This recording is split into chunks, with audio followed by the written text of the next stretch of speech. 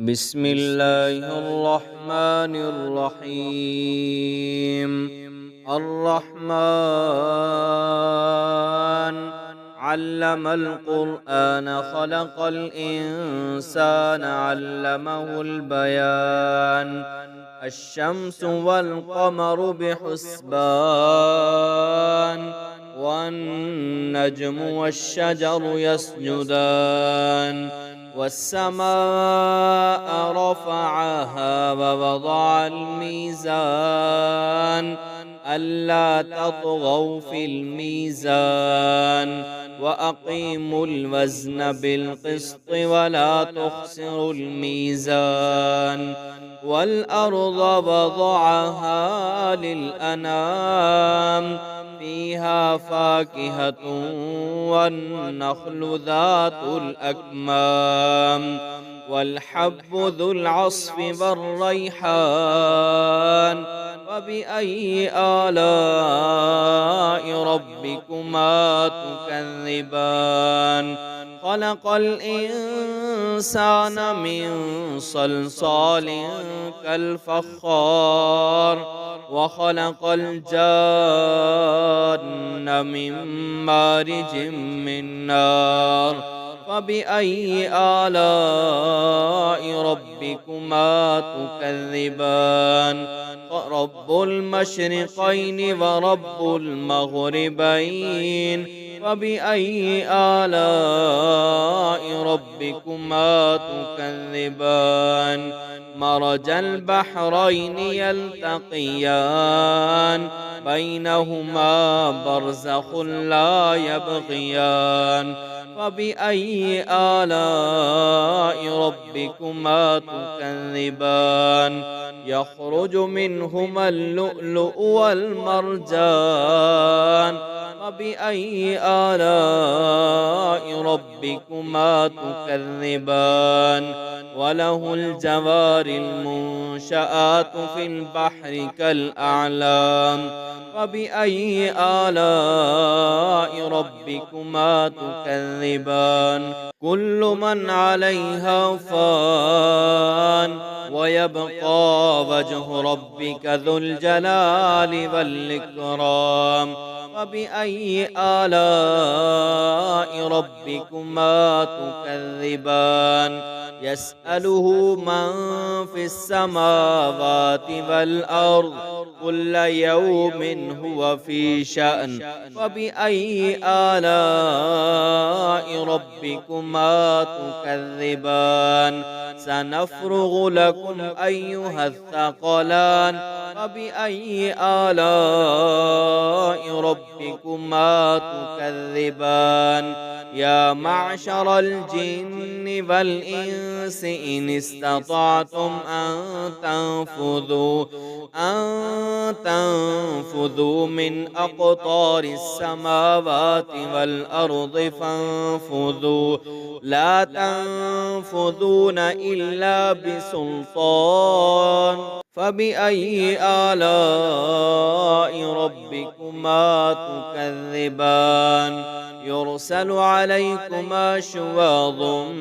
من نار ونحاس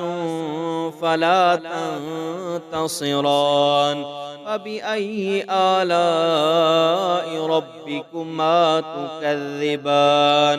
فإذا انشقت السماء فكانت وردة كالدهان فبأي آلاء ربكما تكذبان فيومئذ لا يسأل عن ذنبه إنس ولا جان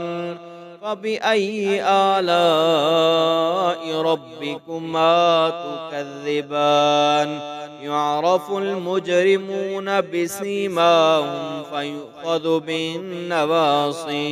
فيؤخذ بالنواصي والأقدام فبأي آلاء ربكما تكذبان هذه جهنم التي يكذب بها المجرمون يطوفون بينها وبين حميم آن فبأي آلاء ربكما تكذبان ولمن خاف مقام ربه جنتان فبأي آلاء ربكما تكذبان ذواتا أفنان فبأي آلاء ربكما تكذبان فيهما عينان تجريان فبأي آلاء ربكما تكذبان فيهما من كل فاكهة زوجان فبأي آلاء ربكما تكذبان فيهما من كل فاكهة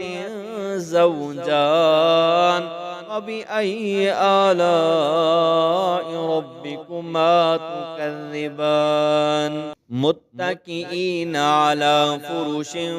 بطائنها من استبرق وجنى الجنتين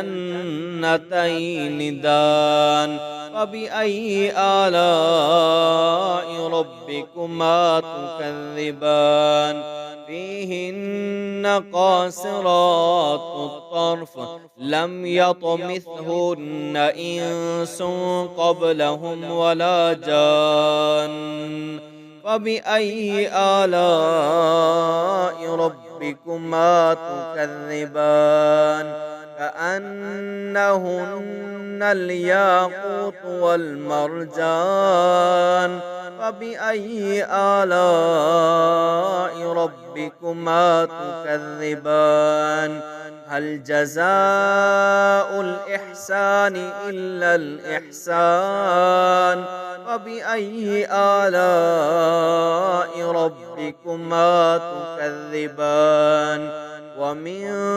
دونهما جنتان فبأي آلاء ربكما تكذبان مدهامتان فبأي آلاء ربكما تكذبان فيهما عينان نضاختان فبأي آلاء ربكما تكذبان فيهما فاكهة ونخل ورمان فبأي آلاء ربكما تكذبان فيهن خيرات حسان فبأي آلاء ربكما تكذبان حور مقصورات في الخيام فبأي آلاء ربكما تكذبان لم يطمثهن إنس قبلهم ولا جان